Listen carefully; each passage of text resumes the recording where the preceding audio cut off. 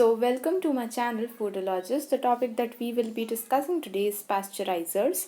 So, basically pasteurizers discuss करने से पहले हमें पास्चराइजेशन को भी डिस्कस करना होगा, उसके ऑब्जेक्टिव को, क्यों हम पास्चराइजेशन करते हैं, कि प्रोसेस में क्या मेजर हमारा स्टेप्स रहता है पास्चराइजेशन करने के लिए। सबसे पहली बात कि ऑब्जेक्टिव इसका ये है कि ये किल कर दे डिजीज़ कॉजिंग माइक्रोब्स को। एक ऑब्जेक्टिव है इसका किल करना, प्लस दूसरा ऑब्जेक्टिव इसका रिड्यूस करना है स्पॉइलेज कॉजिंग ऑर्गेनिजम्स को। तो जब ये दोनों चीज़ें होंगी तब हमारा फूड क्या हो जाएगा, हमारा फूड पैथोजेनिक माइक्रो ऑर्गेनिज्म से या बैक्टीरिया से, फंगाई, ईस्टर्न मोल्ड से फ्री हो जाएगा। तो हम जहाँ बात करते हैं कि इसके मेथड्स ऑफ हीटिंग जो एम्प्लॉय किए जा सकते हैं पास्चराइजेशन के प्रोसेस के अंदर, वो हो सकता है आइदर स्टीम, ठीक है, उसके अलावा हो सकता है हॉट वाटर के अलावा हो सकता है ड्राई हीट। फिर हो सकता है कि जैसे स्टीम, हम जानते हैं कि steam is not dry heat, तो एक ड्राई हीट को भी हमने एक अलग सेगमेंट में ले लिया है फ़िलहाल के लिए। फिर हम देख सकते हैं कि इलेक्ट्रिक करंट, जो कि एक नोवल ओमिक हीटिंग के मेथड से यूज़ किया जा सकता है। इलेक्ट्रिक करंट ऑल्दो डायरेक्टली नहीं यूज़ कर सकते हैं, बट इलेक्ट्रिक करंट की मदद से जो हीटिंग प्रोड्यूस होती है, हीटिंग के इफेक्ट ऑफ इलेक्ट्रिक करंट की मदद से हम उसे यूज़ कर सकते हैं हमारे पास्चराइजेशन प्रोसेस में टेम्परेचर्स को रेगुलेट करने के लिए, as per our requirement in the heating section and the cooling section में। उसके बाद ये बहुत ही एक बेसिक डायग्राम है जिसमें बताया गया है कि पास्चराइजेशन प्रोसेस में एक्चुअली होता क्या है। अब पास्चराइजेशन प्रोसेस में हम बहुत बेसिक एक डायग्राम में जो मेजर सेक्शन इसका हीटिंग सेक्शन और कूलिंग सेक्शन की मदद से अगर बताएंगे तो हम कहेंगे कि हीटिंग सेक्शन में हीट होगा मिल्क, हमारा फ्रेश मिल्क, और कूलिंग सेक्शन में कूल होके वो बन जाएगा पास्चराइज मिल्क। तो ये हम बेसिक कहेंगे, लेकिन उसके अलावा एक रीजनरेटिंग सेक्शन भी होता है जिसका भी एक बहुत इंपॉर्टेंस है, प्लस जो बैलेंस टैंक में वापस जो रीडायरेक्ट हो जाता है मिल्क, उसके कंसेप्ट को जानना भी बहुत ज़रूरी है in actual practical application in at industrial level.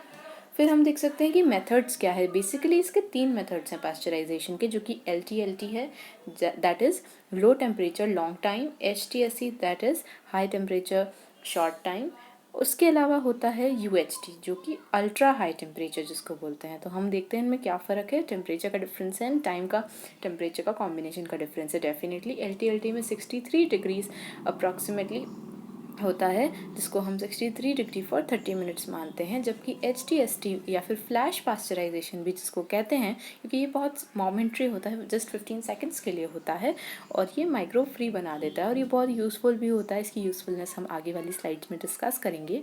सबसे पहली बात कि ये 72 डिग्रीज अप्रॉक्सीमेटली फॉर 15 सेकंड्स के इसका टाइम टेम्परेचर कॉम्बिनेशन रहता है। UHT का रहता है मोस्टली 137.8 डिग्रीज, बट ये फूड के ऊपर डिपेंड करता है। तो हम ये देख सकते हैं कि UHT 135 to 150 degree for 1 to 2 second रहेगा। और मेनली ये जो हम बात कर रहे हैं ये हम स्टैंडर्ड ले रहे हैं मिल्क पास्चराइजेशन के टाइम टेम्परेचर कॉम्बिनेशंस का। तो अब depending upon the food product that is to be pasteurised, ये टाइम टेम्परेचर वेरिएशन आएगा डेफिनेटली। जैसे फ्रूट जूसेस हैं या कुछ और मटेरियल है, पल्प है, प्यूरीज है, उनके पास्चराइजेशन के लिए एक डिफरेंट टाइम टेम्परेचर कॉम्बिनेशन देखा जाएगा depending upon their pH, acidity, alkalinity, saltiness और जो दूसरे एट्रीब्यूट्स है या फिर उसमें क्या कौन सा प्रिजर्वेटिव ऐड हो रहा है उस पर डिपेंड करते हुए ये चेंज करेगा, वेरी करेगा। फिर आता है इक्विपमेंट, जो कि हम पास्चराइजर्स की बात करें तो वो बैच टाइप हो सकते हैं या कंटिन्यूस टाइप हो सकते हैं। ये उनकी मोड ऑफ ऑपरेशन पे उनका क्लासिफिकेशन है, आइदर बैच टाइप और कंटिन्यूस टाइप। फिर हम देख सकते हैं कि पास्चराइजेशन मेथड्स, जैसे कि हमने देखा है कि मतलब ये उनकी इक्विपमेंट्स ही हैं, मोड ऑफ ऑपरेशन ही है। तो उसमें सबसे पहला है बैच और वैट पास्चराइजेशन। बैच को वैट भी कहा जा सकता है क्योंकि ये मतलब एक टाइम में एक बैच होता है, एक वैट होता है जो टैंक होता है, उसके अंदर एक लॉट पूरा पास्चराइज होता है, फिर सेकंड लॉट होता है उसके अंदर पास्चराइज। जबकि HTST एक पास्चराइज़र होते हैं, ये मोस्टली कंटिन्यूस होते हैं, तो ये पास्चराइज कर देते हैं दूसरी मतलब लार्ज क्वांटिटीज़ को, और ये कंटिन्यूस प्रोसेस होता है यूजुअली, जो कि डिपेंड करता है upon the food product again. फिर आता है अल्ट्रा पास्चराइजेशन, जिसका सिस्टम हमें बताया गया है। इन द नेक्स्ट स्लाइड हम देख सकते हैं कि क्लासिफिकेशन पास्चराइजर्स की क्या हो सकती है बेस्ड ऑन पैकेजिंग। अब पैकेजिंग के बेसिस पे जो अगर हम पैक्ड फूड्स लेंगे तो या तो हम उसके लिए कन्वेयर टाइप बैच पास्चराइज़र यूज़ कर सकते हैं, या पैक्ड फूड टनल पास्चराइज़र यूज़ कर सकते हैं, या फिर वैट पास्चराइज़र्स यूज़ कर सकते हैं। तो मोस्टली ये पैक्ड फूड के लिए ये सारे पास्चराइजर्स यूज़ होते हैं। ऑल्दो इनका वर्किंग प्रिंसिपल सेम होता है बट इनका टाइप अलग होता है और इनकी क्लासिफिकेशन अलग होती है। डेफिनेटली बस यही इनका मेजर डिफरेंस है। प्लस इनका थोड़ा बहुत एफिशिएंसी में डिफरेंस डेफिनेटली आता ही है। और जो टनल पास्चराइज़र है उस पर बहुत सारे वो बहुत एक इम्पॉर्टेंट पास्चराइज़र है पैक्ड फूड्स के लिए। उसके अलावा जो कन्वेयर टाइप बैच पास्चराइज़र है वो भी बहुत इंपॉर्टेंट है, स्पेशली फॉर मिल्क या फिर जो बॉटल्ड प्रोडक्ट्स होते हैं उनके लिए। फिर आता है एक अनपैक्ड फूड के लिए। अब हमें हमारा फूड किसी बॉटल में नहीं है, किसी पैकेज में नहीं है, तो उसको पास्चराइजेशन कैसे कर सकते हैं। उसका पास्चराइजेशन के लिए अगेन हम प्लेट हीट एक्सचेंजर्स का यूज़ कर सकते हैं। ये एकदम बेसिक टाइप के हीट एक्सचेंजर्स हैं, हम नेक्स्ट स्लाइड में उसको देखेंगे भी। ट्यूबुलर हीट एक्सचेंजर्स अब और shell and tube heat exchangers, ये सिंगल और मल्टी ट्यूब टाइप के हो सकते हैं। अब इसमें सबसे इम्पॉर्टेंट बात क्या है कि ऑलमोस्ट सब में सब चीज़ें सेम है। एक में प्लेट्स होंगी जिसमें ऑल्टरनेट हीटिंग और फूड प्रोडक्ट का हीटिंग मटेरियल और फूड प्रोडक्ट का पासिंग होएगा जो ऑल्टरनेटली पास होएंगे। जबकि ट्यूबुलर में ट्यूब्स होंगी जिसमें भी वही होगा कि ऑल्टरनेट चैनल्स में एक में अगर हमारा लिक्विड फूड पास हो रहा है तो दूसरे में हमारा हीटिंग मीडियम जो कि हमारी स्टीम या हॉट वाटर है वो पास होगा। और जो shell and tube heat exchangers हैं वो भी करीब करीब एक टाइप के ट्यूबुलर हीट एक्सचेंजर से ही मिलते हुए होते हैं, जिसमें सिंगल और मल्टी ट्यूब्स हो सकती हैं, या तो सिंगल रहेंगी या मल्टी ट्यूब्स रहेंगी, जिसके बीच में हमारा जो भी मटीरियल है जिसको पैस्चराइज करना है वो फ्लो करेगा। और ड्यू टू द कॉन्टैक्ट मतलब वो क्या कंडक्ट कर सकते हैं हीट आपस में। तो ये जो कंडक्शन प्रोसेस होता है उसके थ्रू जो हमारा टेम्परेचर होता है पैस्चराइजेशन के टेम्परेचर तक पहुंचता है, और उस वजह से अल्टीमेटली जो हीटिंग होती है और पास्चराइजेशन अचीव हो जाता है। इसमें एक और चीज़ जो जानने की है वो ये है कि जो मल्टी ट्यूब या सिंगल ट्यूब वाले उसमें है, उसमें अगर पैरेलल फ्लो है तो एफिशिएंसी उसकी डिक्रीज़ हो जाएगी, जबकि काउंटर फ्लो हो रहा है मतलब कि ऑपोजिट डायरेक्शन में फ्लो हो रहा है। जैसे कि अगर हमारा जो मीडियम है वो राइट से आ रहा है, लेकिन हमारा जो जिस मटेरियल को या फूड मटेरियल को, लिक्विड को, बेवरेज को, जिसको भी पास्चराइज करना है वो लेफ्ट डायरेक्शन से जा रहा है, तो उसको काउंटर करंट डायरेक्शंस बोलते हैं।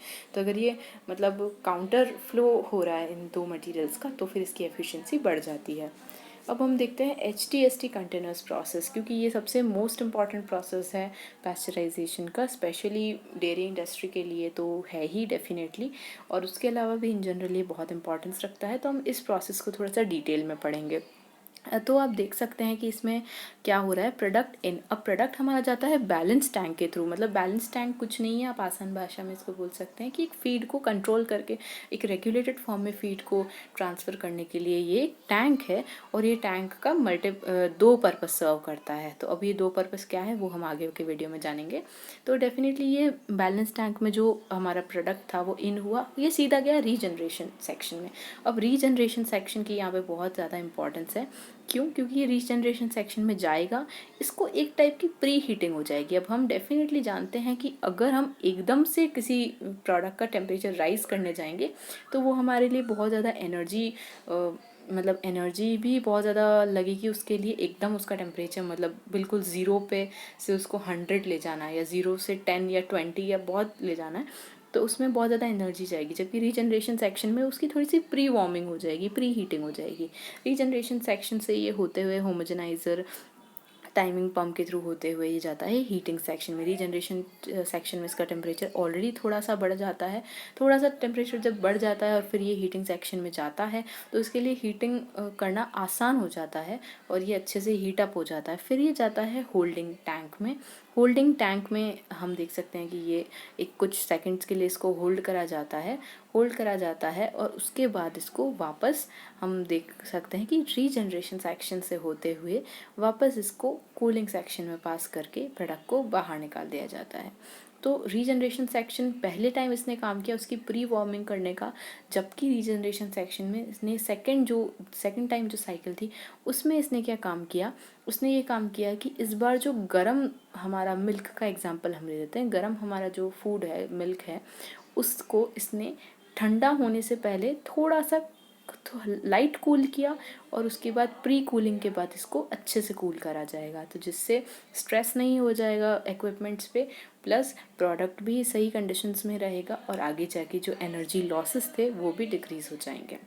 यहाँ पे हम देख सकते हैं कि हीटिंग सेक्शन के बाद जो होल्डिंग टैंक था, होल्डिंग टैंक के बाद एक फ्लो डाइवर्जन वाल्व है। अब ये फ्लो डाइवर्जन वाल्व का क्या काम है कि जो भी मतलब अच्छे से पास्चराइजेशन टेम्परेचर को नहीं अचीव कर पाया है, जो भी पार्ट, या तो अगर हो सकता है एक बैच में मिल्क का टेम्परेचर पास्चराइजेशन टेम्परेचर तक नहीं पहुँचा है, इसका मतलब वो पास्चराइज नहीं हुआ है, इसका मतलब उसके अंदर जो माइक्रोब्स नहीं होने चाहिए थे वो शायद से हो सकते हैं, तो ये आगे जाके पूरा लॉट ख़राब कर सकता है। तो इस केस में हम क्या करेंगे, फ्लो डाइवर्जन वाल्व एक ऐसा वाल्व है जो उसके टेम्परेचर को सेंस करते हुए उसको डाइवर्ट कर देगा फिर से बैलेंस टैंक की तरफ। तो अगर ये सही टेम्परेचर पे नहीं पहुंचा है तो ये डाइवर्ट हो जाएगा फिर से बैलेंस टैंक की तरफ, और अगर ये पहुंच गया है तो ये वापस हमारे रीजनरेशन सेक्शन से होता हुआ चला जाएगा कूलिंग सेक्शन में। कूलिंग सेक्शन में इसकी हो जाएगी कूलिंग, कूलिंग होने के बाद ये प्रोडक्ट बाहर चला जाएगा।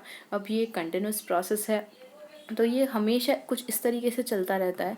So this was all about pasteurization. You can watch the part 2 for more details. Thank you. Please like, subscribe and comment.